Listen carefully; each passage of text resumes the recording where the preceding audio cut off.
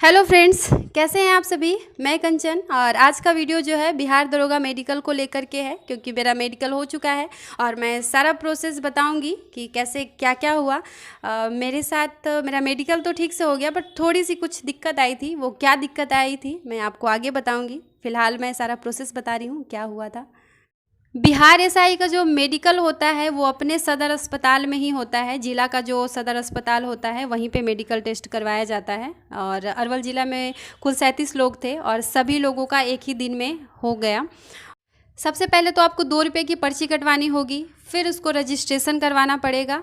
फिर आगे का जो प्रोसेस होता है मेडिकल का वो प्रोसेस शुरू होगा, जिसमें सबसे पहले तो कोविड टेस्ट हुआ था हम लोगों का। कोविड टेस्ट होने के बाद फिर ब्लड सैंपल लिया जाता है, जिसमें चेक किया जाता है कि आपका ब्लड ग्रुप कौन सा है और शुगर लेवल कितना है। ये हो गया। यूरिन टेस्ट होता है। इसके बाद फिर इसके रिपोर्ट्स आते हैं। फिर उसके बाद हम लोगों का फिर से हम लोगों का ब्लड सैंपल लिया गया था ताकि एचआईवी टेस्ट किया जा सके। एचआईवी टेस्ट हुआ। उसके बाद हम लोगों को आई टेस्ट होता है। आई टेस्ट की बात करें तो काफ़ी लोगों की समस्या होती है कि चश्मा लगाते हैं, काफ़ी पावर का चश्मा है, बिना चश्मा को दिखाई नहीं देता है। तो कोई बात नहीं है, आप अगर चश्मा आप उसको रख लें और अंदर जाने के बाद आप चश्मा लगाकर पढ़ लें। चश्मा लगाकर अगर आप पढ़ लेते हैं तो कोई दिक्कत की बात नहीं है, क्योंकि ये जो प्रोसेस है आप इसमें सारा जो पीटी फिजिकल मेंस है वो सारा कुछ करने के बाद मेरिट लिस्ट बनने के बाद आप वहाँ पहुँचे हैं, तो इसमें मेडिकली अनफिट आपको नहीं किया जाएगा। सिर्फ इस एवज़ में कि आप ठीक से देख नहीं पाते हैं, क्योंकि ये आर्मी का मेडिकल नहीं है जिसमें काफ़ी दिक्कतें आती हैं, काफ़ी टफ होता है। ये नॉर्मल प्रोसेस ही आप इसको मान कर चलें तो कोई दिक्कत नहीं है अगर आप चश्मा लगाते हैं तो। फिर उसके बाद कलर ब्लाइंडनेस चेक किया जाता है। एक छोटी सी किताब रहती है, उसमें ग्रीन कलर का कुछ नंबर बना रहता है, 2 हो गया 4 ऐसे करके।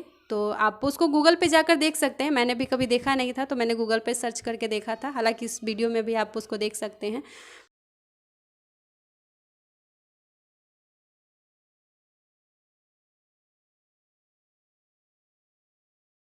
हम लोगों को 2 फ़ोटो लगा था और वहाँ पे सिग्नेचर किया जाता है। उसके बाद प्रोसेस ख़त्म हो जाता है और कुछ आपको मिलेगा नहीं। ऐसा नहीं है कि आप मेडिकल करवाए हैं तो कुछ आपको दिया जाएगा प्रूफ में, ऐसा नहीं है। वहाँ पे सारा कुछ सबमिट वहाँ पर हो जाता है।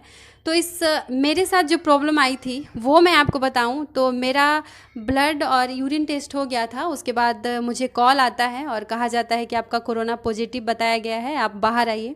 क्योंकि बाहर में ही हम लोगों का चेकअप हुआ था, तो बाहर जाने के बाद पता चलता है कि कोरोना पॉजिटिव हूँ मैं। तो थोड़ी सी ये लगता है कि अब क्या होगा आगे। फिर वो उन्होंने कहा कि फिर से दोबारा चेक करते हैं। उन्होंने दोबारा चेक किया। दोबारा चेक करने के बाद वो जो रिज़ल्ट आता है दोबारा में कुछ नहीं आता। रैपिड टेस्ट होता है तो उसमें दो एक भी लाइन नहीं आता है। उसके बाद फिर तीसरा टेस्ट होता है मेरे साथ। मैंने कभी कोरोना टेस्ट कभी करवाया नहीं था और जब करवाना पड़ा तो एक दिन में 3-3 टेस्ट मुझे करवाना पड़ा। तो तीसरा में जब करवाया जाता है तो निगेटिव आता है। और मेरे साथ एक और थी, उनका भी पहला में पॉजिटिव बताता है, दूसरा में उन्होंने भी टेस्ट जब करवाया तो उनका भी निगेटिव आया था। तो इस वीडियो का सार यही है कि अगर आपका वेट कम है तो कोई दिक्कत नहीं है, ब्लड प्रेशर कम है तो भी कोई दिक्कत नहीं है, आप चश्मा लगाते हैं तो भी कोई दिक्कत नहीं है। ओवरऑल जब तक कोई बड़ी बीमारी नहीं है, एचआईवी वो सब, क्योंकि अगर वो बीमारी है भी तो आप फिजिकल नहीं क्लियर कर पाइएगा। तो ये सारी चीज़ें हैं तो कोई दिक्कत नहीं है। लेकिन अगर आप कोरोना पॉजिटिव हैं तो समस्या आ सकती है, क्योंकि अगर यहाँ तक कि मेरा प्रोसेस तो खैर हो गया था, चल रहा था, अगर पहले ही कोरोना पॉजिटिव मेरा बता दिया जाता तो मेरा मेडिकल जो आगे जो होने वाला था वो मेरा नहीं हो पाता, मुझे क्वारंटाइन कर दिया जाता और आगे क्या होता मुझे भी नहीं पता था। तो आप लोगों से मैं यही कहूँगी कि आप जहाँ कहीं भी हों, कहीं भी जाएं तो मास्क का यूज़ करें और ख़ुद को सैनिटाइज रखें, क्योंकि अगर कोरोना पॉजिटिव आपको बता दिया जाता है तो आगे का प्रोसेस रुक जाएगा। ट्रेनिंग में पता नहीं जा पाएंगे या नहीं।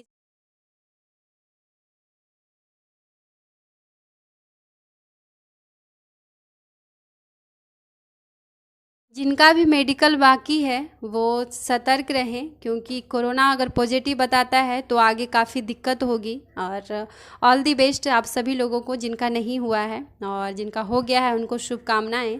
अगर आप लोगों के पास कोई समस्या हो, कुछ क्वेश्चन हो इससे रिलेटेड, तो आप पूछ सकते हैं। हो सकता है कुछ छूट गया हो मेरे से, तो आप प्रश्न पूछ सकते हैं।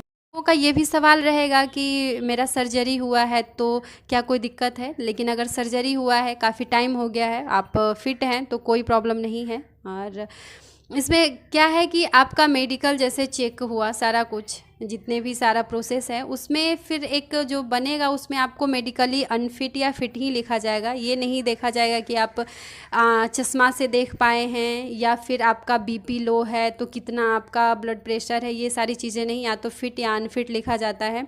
तो अनफिट तभी लिखा जाएगा जब कोई बड़ी बीमारी होगी, अदरवाइज़ आपको फिट ही लिखा जाएगा। तो इसमें कोई डरने की बात नहीं है। मेरा हो चुका है इसलिए मैं आपको बता रही। और आप लोगों को धन्यवाद देना चाहूँगी कि मैंने जितने भी वीडियोस बनाए हैं उस पर काफ़ी अच्छा रिस्पांस रहा, काफ़ी अच्छे कमेंट्स देखने को मिलता है। और कुछ कुछ नेगेटिव्स रहते हैं, बट असामाजिक तत्व तो सभी जगह मौजूद रहते हैं, उन लोगों के बारे में बोलना ही क्या। आप लोगों को तहे दिल से धन्यवाद, और आगे इसी तरह की जानकारी मैं आप लोगों को देती रहूँगी।